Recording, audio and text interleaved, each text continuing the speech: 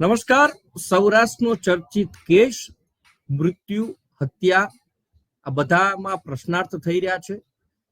ગોંડલની અંદર 1 મહિનો થઈ ગયો. 1 મહિના પહેલા રાજકુમાર જાટ નામનો યુવક જે યુપીએસસી જીપીએસસી ની તૈયારી કરી રહ્યો હતો, કોઈ કારણોસર બાપ દીકરાને જે સમય ત્યાંથી પસાર થઈ રહ્યા હતા અને એમને કંઈક બાઇક ચલાવવા માટે રકઝક થઈ, ત્યારબાદ ગણેશ ગોંડલના ઘરમાં એમને બોલાવવા અને પછી જે આક્ષેપો થઈ રહ્યા છે એ આક્ષેપો એવા છે કે માર મારવામાં આવ્યો. ત્યારબાદ સીસીટીવી પણ બધા સામે આવે છે, પરંતુ એક સીસીટીવી માત્ર 14 સેકન્ડના, અને એને લઈને પણ પરિવાર અનેક વખત કહી ચૂક્યું કે ભાઈ સંપૂર્ણ સીસીટીવી છે, બતાવો જોઈએ. આખરે મામલો સર્વોચ્ચ સંસદમાં પણ પહોંચ્યો, ત્યાં પણ ચર્ચામાં આવ્યો.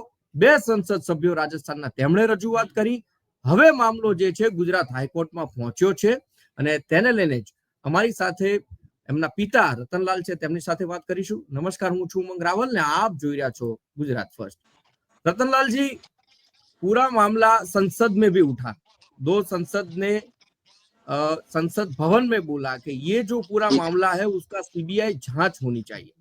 आप भी कब से बता रहे हैं, 30 दिन हो गए बात को, ना पूरा सीसीटीवी आ रहा है, ना सीबीआई जांच की कोई गुंजाइश दिख रही है. आज भी हाईकोर्ट में आपका केस था, वो टेबल पर आना था लेकिन नहीं आ पाया. जो ये पूरा केस है उसमें आपको क्यों ऐसा लग रहा है कि जो पुलिस है वो जिस तरह से काम करनी चाहिए वो उस तरीके से काम नहीं कर रही है?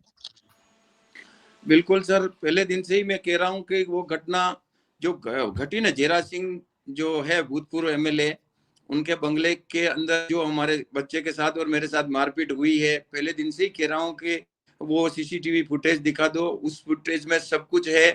और जैसे ही हम वहां से बाहर निकल के घर आते हैं तो लोगों ने 100% हमारा पीछा किया है, हमने ध्यान नहीं दिया था और वो पीछा कर लिया. और रात में लोगों ने मेरे बच्चे को घर से उठा लिया और फिर उन्होंने सीसीटीवी कैमरे जहां भी है वहां चलाया बच्चे को,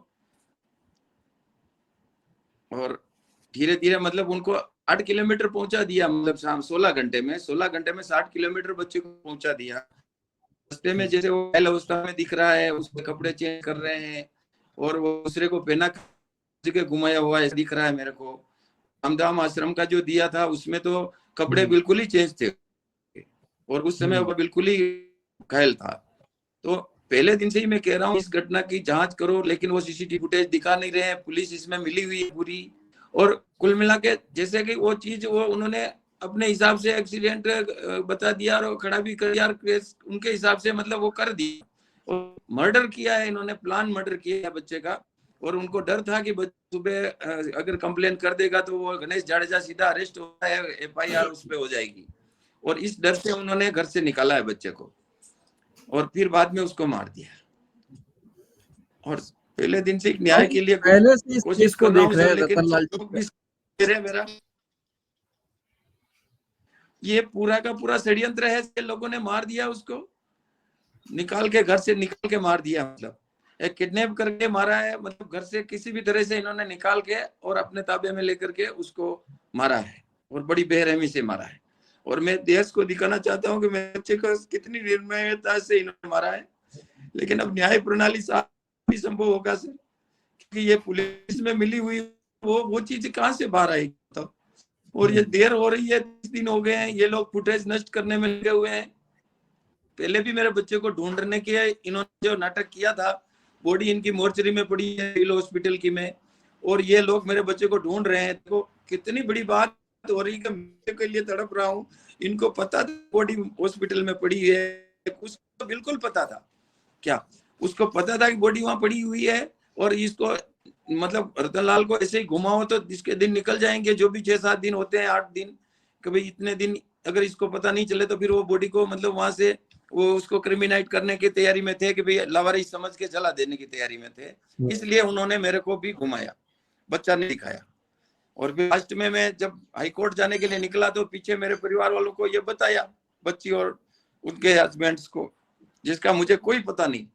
मेरे को तो दूसरे दिन 11 बजे पता चलता है, मतलब शाम को पता वाया चलता है, डायरेक्ट किसी ने मेरे को कुछ नहीं कहा. और मेरे परिवार वालों के फोन भी उन्होंने बंद कर दिए थे हॉस्पिटल में ले जाके. रतनलाल जी, हम पहले से इस केस को देख रहे हैं.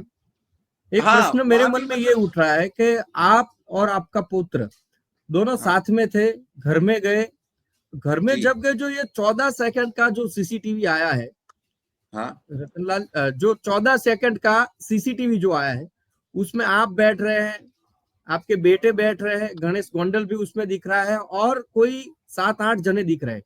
क्या आपकी नहीं, वो हाजिरी में इसमें ही आप पूरा बच्चे को वीडियो, मारा था? आपकी हाजिरी में ही बच्चे को मारा था? आप वहां पे मौजूद थे मेरी वहां पे तब? हाजिरी में ही मारा था, मेरी हाजिरी में ही मारा था, और वो सब लोग उस पे टूट पड़े थे। और वो जो दिख रहे हैं ना, वो बहुत कम लोग दिख रहे हैं। उस समय जो 15 लोगों से कम नहीं थे, 15-20 से ही हो सकते हैं। वो मैंने काउंट थोड़ी करने बैठा था सर, वो तो एकदम टोला आकर के, और गणेश जाडेजा ने जैसे बैठे बैठे आदेश दिया कि मारो, अब शुरू हो जाओ, शुरू हो जाओ। तो मैंने सोचा यार, इन लोगों ने बिठाया, सब बात पूछी, और फिर ये शुरू हो जाओ का ये क्या मतलब? और फिर वो बच्चे पे टूट पड़े, और फिर तो मैं हाथ जोड़ी करने लग गया सर, मर्सी के लिए। मतलब यही दया की भीख मांग रहा था मैं, कि मैं, मेरे बच्चों को मत मारो आप, और छोड़ दो इसको। बड़ी मुश्किल से उन्होंने मतलब बहुत मारा मेरे बच्चे को। सब उनके सीसीटीवी में है, सब सब चीज उनके सीसीटीवी। रतनलाल जी, क्या गुंजाइश है, मतलब आपकी मांग जो अभी तो राजस्थान में देख रहे हैं कि भीलवाड़ा में भी एक बहुत बड़ी सभा हुई, श्रद्धांजलि सभा भी हुई, जयपुर, बिल्कुल सर, राजस्थान के बिल्कुल। जयपुर सब में भी लोगों में कई बहुत सारे ही लोग आक्रोश मिले है, थे। बहुत ही आक्रोश है सब लोगों में। न्याय के लिए सब मेरा साथ दे रहे हैं, और बच्चे को अगर न्याय नहीं मिलता है तो ये पूरा देश में जन आंदोलन होगा इस बात का। क्योंकि न्याय की ही बात कर रहा हूं ना सर। अगर मैं दोषी हो तो मेरे को फांसी चढ़ा दो, नार्को टेस्ट उनका करा लो, मेरा करा लो। पहले दिन से ये कह रहा हूं कि मेरे बच्चे को निर्दया से मारा है। ये लोग पूरा सीसीटीवी क्यों नहीं बता रहे हैं? और बच्चे को उठा रहे हैं गाड़ी में, वो बच्चा निकल रहा था, आगे एक गाड़ी पड़ी हुई है, उसकी भी लाइटें चल रही है, उसमें बच्चे को बिठाते हैं ये। और कौन सा षड्यंत्र, कैसा बिल्कुल। षड्यंत्र करके ये बच्चे को उठाया है, कि और रात में। परिस्थिति जो खड़ी हुई थी, हम्म। उसकी वजह से जो ये हो रहा है, तो अभी ये गुंजाइश है कि परिवार को न्याय मिलना उतना ही जरूरी है। टेक्निकली कोई इश्यू आ रहा है तो रतनलाल जी, जी हाँ, बताइए, थोड़ा आपकी आ तो बात रहा है, रखिए। नेटवर्क का इश्यू आ रहा है थोड़ा सा। हाँ हाँ जी, हाँ जी, हाँ जी। क्या अब कह मुझे रहे आपकी थे आप? आवाज तो आ रही। जी जी, बस आप सर, क्या मैं बता यही रहे कह हैं? रहा हूँ, मैं ये बता रहा हूँ कि बस मैं न्याय के लिए खड़ा हूँ, और हाई कोर्ट के शरण में हूँ अभी। और हाई कोर्ट ने अभी 9 तारीख दिया है वापस, और 9 तारीख को वो सुनवाई करेंगे। और तब तक मेरे तो सब लोगों से प्रार्थना है, सब लोग यही दुआ कर रहे हैं कि मेरे को न्याय मिले। सब मेरे साथ में है। और हिंदुस्तान में भी आपने देखा था कि कल ट्विटर हैंडल पे भी मतलब लोगों ने बहुत साथ दिया। चौथा 5वां नंबर जो भी आया है, तो जो लोग समझ ही नहीं रहे, मतलब ट्विटर डाउनलोड करके ही ट्वीट कर रहे हैं मेरे लिए। सब कर रहे हैं कोशिश सर न्याय की। और मैं भी मतलब यही चाहता हूँ कि मेरे बच्चे को न्याय मिल जाए, इन दोषियों को फांसी की सजा हो। और जब तक इनको फांसी नहीं होगी ना, तब तक मैं चैन से नहीं बैठूंगा। बस मेरा आखिरी यही दो है। क्वेश्चन रतनलाल जी मैं आपसे पूछता हूँ। हाईकोर्ट में जो आपने हाँ। दर्ज किए याचिका, तो उनमें कौन कौन से टॉपिक है जो आपने ऐड किए कि नहीं, ये बात थी और इस पे ये होना चाहिए? मैंने कोई टॉपिक ऐड नहीं किया। जो मेरे साथ घटना हुई है वही टॉपिक मैंने शुरू से ही वही हाई कोर्ट में भी वही बताया है कि सीसीटीवी कैमरे में जो चीजें हैं वो सब कुछ वहां पे है। बच्चे के साथ मारपीट वहां पे ये लोग करते हैं। फिर मैं घर पे जाके बच्चे को सुला देता हूँ, तो रात को ये लोग 2 बजे आकर के बच्चे को उठा लेते हैं, और मतलब ये मार करके और एक्सीडेंट का रूप दिया है। मतलब यही चीजें मेरे, वो मैंने कोई अपनी तरह से कुछ नहीं किया है। जो मेरे साथ हुआ है वही मैंने हाई कोर्ट को सब बताया। और हाई कोर्ट ने जो भी बताया है मैंने, वो सब आप लोगों ने भी देखा होगा कि फोरेंसिक रिपोर्ट क्या आई है, और पहला पोस्टमार्टम क्या आया है, और बाद में इन्होंने क्या पंचनामा बनाया है, वो सब दुनिया के सामने है। बाकी मेरे हाथ में तो कुछ है नहीं सर, मुझे तो कौन बताता है? ये सब मीडिया वाले सब कोशिश करके ही वो चीजें निकाल रहे हैं, बाहर निकाल रहे हैं। पुलिस कैसी है आप लोगों ने खुद ही देख लिया है। देश के सामने सब चीजें आ गई है। कभी पुलिस का इसमें कितना पूरा का पूरे पुलिस मिली हुई है सर, पूरा का पूरा मिली हुई है। वही वही रतनलाल जी, पोस्टमार्टम जो, आपको ऐसा क्यों लग रहा है कि पुलिस इस केस में जयराज सिंह मतलब गणेश गोंडल के साथ मिली है? ऐसा क्यों आपको हर बार मेरे लग को रहा है कि लग नहीं, रहा है कि पुलिस है? सर मारपीट उनके घर पे होती है, और उनके घर पे होती है, और पुलिस सीसीटीवी थोड़ा थोड़ा दिखा रही है, थोड़ा थोड़ा हर जगह का थोड़ा सा बता रहे हैं। घर से निकला बच्चा तो वो भी थोड़ा सा निकाल बता रहे हैं कि भाई उसको पूरा क्यों नहीं बता रहे हैं। और मैंने उनको पूछा कि यार इस कैमरे में पूरा बताओ। उन्होंने एक दिन तो मेरे को जैसे बताया था ना, 6 तारीख को या 7 तारीख को सुबह, तो बच्चा मतलब जैसे अंदर जाते हुए दिखाया। अरे मैंने कहा यार अंदर जाते हो तो आप बता रहे हो, तो ये निकला कब वापस? तो ये मेरे को 8 तारीख को बताया। तो उसमें भी उन्होंने वो भी थोड़ा बताया, पूरा नहीं बताया। मतलब शुरू से जो भी ये बता रहे हैं, थोड़ी थोड़ी चीजें बता रहे हैं, थोड़ी थोड़ी। ये आगे जब बच्चा निकल रहा है, इनकी गाड़ी होगी, इनके लोग होंगे, कुछ भी कर रहे होंगे, वो कैमरे में आ रहा होगा, लेकिन इन्होंने वो बताया ही नहीं मेरे को। सब पूरी, मेरे को क्या, पूरी देश को मतलब इन्होंने दिखा दिया कि ये लोग क्या कर रहे हैं, किस आदमी को बचा रहे हैं। ये सिर्फ जयराज सिंह जाडेजा को बचाने के, गणेश जाडे को बचाने के लिए ही कर रहे थे, क्योंकि ये उनके साथ में मिला हुआ है। और आपने तो देखा हुआ गोंडल का इतिहास, इस गणेश जाडेजा के ऊपर कितनी FIR है। अभी 10 महीने पहले 4 महीने जेल में ये रहा, और कितना इसका स्वागत किया बाहर, कि जैसे कोई औरंगजेब को मार के आया हो, है ना। इन लोगों ने इतना किया, और बेचारे गरीब आदमी को मार दिया, और उसको मारा पीटा, उसको जेल में बंद कर रखा, परिवार को भी। तो ये देख लो ना इन लोगों का। और बाहर इनका बहुत स्वागत कर रही है जनता। लोगों ने इतना स्वागत किया जैसे बहुत बड़ा काम करके आए हो, नहीं। और ये जानबूझ के ये सब देख रही है जनता, गोंडल की जनता देख रही है इनके साथ क्या हो रहा है, लेकिन कोई आवाज उठाने के लिए तैयार ही नहीं है सर। और मेरे को कोई झगड़ा थोड़ी करना था, क्या करना था, मेरे बच्चे का दोष क्या था? ये दोष, जो भी चीजें आपके सामने बता दी। और फिर वो CCTV कैमरा अगर आप पूरा 2 बजे तक देखोगे ना उनके घर का, तो कैसा कावतरा इन लोगों ने गढ़ा होगा।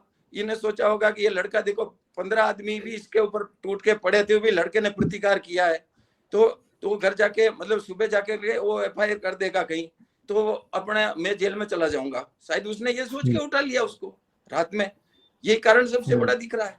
और ये लोग तो पहले से ही ये घटनाएं करते आ रहे हैं।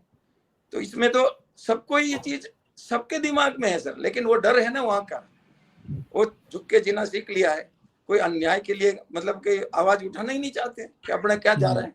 अब मेरा तो बच्चा चला गया, तो मेरे को मौत का डर नहीं रहा है, मैं न्याय के लिए लड़ता ही रहूंगा। और अगर सुप्रीम कोर्ट तक ही मेरे को न्याय नहीं मिला, तो फिर मैं न्याय ले लूंगा, मर भी जाऊंगा, लेकिन मैं न्याय लेकर रहूंगा, बस। बहुत धन्यवाद रतनलाल जी, हमारे साथ जुड़ने के लिए। हम भी अपेक्षा रखते हैं कि जो भी इस घटना में जो भी तथ्य है वो बाहर आए, और न्याय प्रणाली पर विश्वास रखना यही बड़ी बात है। और आपको जो आपकी बात है उस पे आप खरे उतरे, और जो आप बोल रहे हैं कि नगर नार्को टेस्ट करवा ले वगैरह वगैरह, ये सब हो, हम भी यही चाहते हैं। धन्यवाद आपका हमारे साथ जुड़ने के लिए। એટલે મુખ્ય વાત એ છે કે જે પ્રકારે આ ઘટના જે બની છે ત્યારથી લઈને અત્યાર સુધી પોલીસ જે છે એની જે કામગીરી એના ઉપર પરિવારજનો પહેલેથી જ આક્ષેપ કરતા આવ્યા છે, અને એટલા માટે જ એમ હવે શંકા થઈ રહી છે કે ભાઈ 14 અને 15 સેકન્ડના CCTV કેમ? પહેલા દિવસે જે CCTV આવ્યા એ બમ્પ કૂદી અને ત્યારબાદ બાઇક લઈને અંદર જાય છે, આવે છે, પછી અત્યારે જે રીતે રતનલાલ જાટ કહી રહ્યા હતા કે ભાઈ આટલા CCTV કેમ, ઘરના પણ બતાવો. એટલે પોલીસે કીધું કે ચલો ભાઈ બતાવી દઈએ, એમાં શું વાંધો છે. પણ એ CCTV બતાવ્યા ત્યારથી જ ક્યાંક પોલીસ છે એ શંકાના દાયરામાં આવી જાય છે. એનું કારણ છે કે CCTV માત્ર 15 સેકન્ડના છે. જો રતનલાલ જાટ એમ કહી રહ્યા છે કે મારી હાજરીમાં મારા પુત્રને એટલે કે રાજકુમાર જાટને મારવામાં આવ્યો છે, આવો સીધો આક્ષેપ જો પોલીસ ઉપર થતો હોય, ગોંડલ પોલીસ ઉપર થતો હોય, તો પોલીસ કેમ આખા CCTV છે એ નથી બતાવતી? એ સૌથી મોટો પ્રશ્નાર્થ છે. હાઈકોર્ટની અંદર કેસ પહોંચ્યો છે, આજે તારીખ હતી, પરંતુ કોઈ કારણોસર તારીખ 9 ફરીથી બીજી તારીખ પડી છે. 9 તારીખે જોવાનું રહે છે કે દલીલની અંદર આખરે આ કેસ જ્યારે ચાલુ થાય છે હાઈકોર્ટની અંદર, ત્યારે સુનાવણી જ્યારે શરૂ થશે તેમાં શું દલીલો થાય છે, અને આખરે આ કેસ ક્યારે ન્યાયની લડત જે રાજકુમાર જાટ, જે એમના પિતા જે છે રતનલાલ જાટ, એ લડી રહ્યા છે, ન્યાય પ્રણાલી ઉપર જેમને વિશ્વાસ છે, અને એ ક્યારે અને શું એવા નવા જૂની આવે છે, એવા કેવા વળાંકો આવે છે જોવાનું રહેશે. પરંતુ અત્યારે ફરીથી બહુ મોટા આક્ષેપ છે એ રતનલાલ જાટે કર્યા છે, અને એ આક્ષેપો એટલા માટે કે FSL રિપોર્ટ અને PM રિપોર્ટમાં એક તો ખૂબ મોટો આંકડાકીય તફાવત, ત્યારબાદ મુખ્ય વાત એ કે CCTV માત્ર 15 સેકન્ડના કેમ. નમસ્કાર, અને આપ જોતા રહો ગુજરાત ફર્સ્ટ, અને આવા જ સમાચારો જોવા માટે અમારી ચેનલને લાઈક, શેર અને સબસ્ક્રાઇબ કરવાનું ન ભૂલતા.